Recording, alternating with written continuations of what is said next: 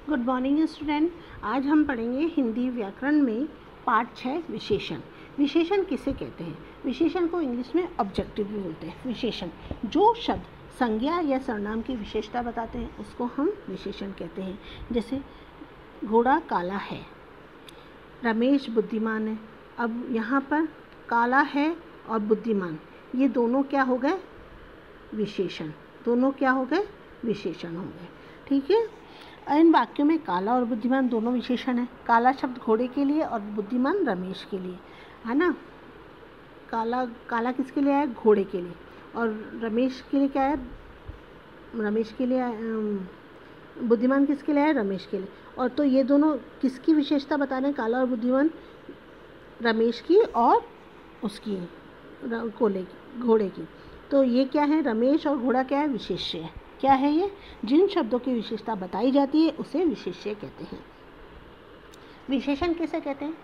किसी चीज़ की विशेषता बनाने, संज्ञा या सर्वनाम की जो विशेषता बताते हैं, संज्ञा या सर्वनाम की जो विशेषता बताते हैं उसे हम विशेषण कहते हैं। और जिन चीज़ की विशेषता बताई जाती है उसे हम विशेष्य कहते हैं। ठीक है। विशेषण के भेद, विशेषण के 4 प्रकार के भेद होते हैं। 4 प्रकार के भेद होते हैं। पहला होता है गुणवाचक।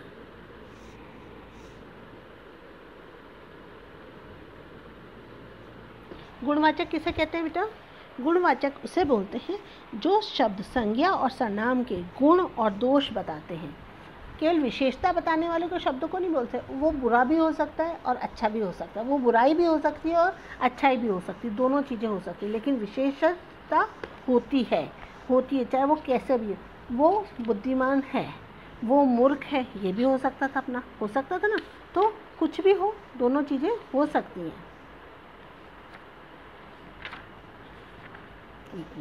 पहला है गुणवाचक। गुणवाचक किसे कहते हैं? जो शब्द संज्ञा या सर्वनाम की विशेषता बताते हैं उसे हम विशेषण कहते हैं। ठीक है। जो शब्द जैसे सुंदर, सच्चा, मीठा, हरा, काला, मोटा, पतला, कड़वा, गरम, ये सब क्या है? गुणवाचक विशेषण होते हैं। जैसे मोहन अच्छा लड़का है, उसका भाई मूर्ख है। इसमें लड़का कैसा हो गया? अच्छा, और भाई कैसा है? मूर्ख। तो मूर्ख और भाई अच्छा क्या है? गुणवाचक। ठीक है।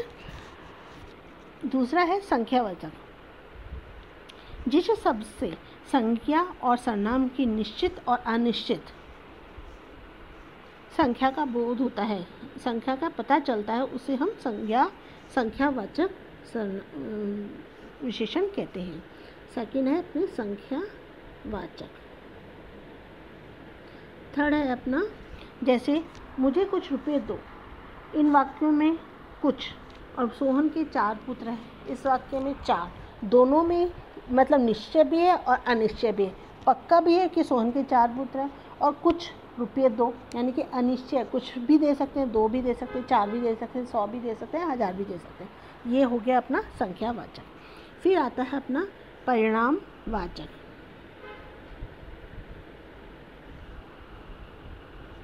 परिमाण।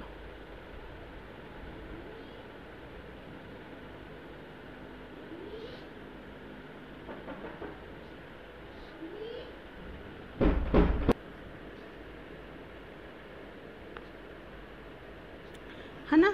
फिर आता है परिणामवाचक। फिर क्या अपना आता है? परिणामवाचक।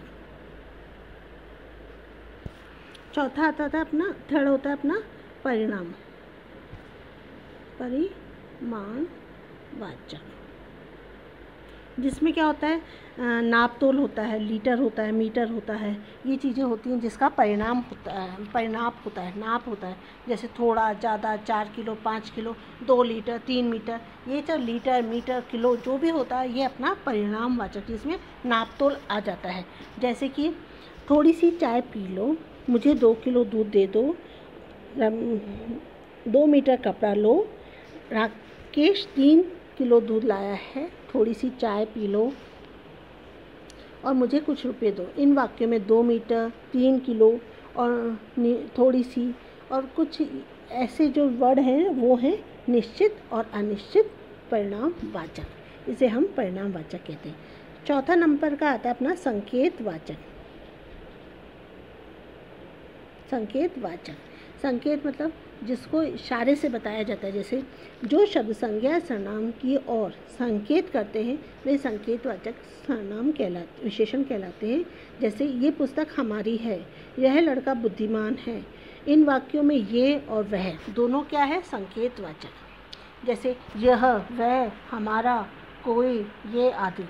वह बिल्ली बड़ी शैतान है, यह कुर्सी टूटी हुई है, ये फल बहुत मीठे हैं। इसमें ये जो आ रहा है ना, यह, वह और ये और हमारा, ये सब क्या होते हैं? संकेतवाचक सर्वनाम विशेषण होते हैं। विशेषण के भेद कितने प्रकार के होते हैं? 4 प्रकार के होते हैं।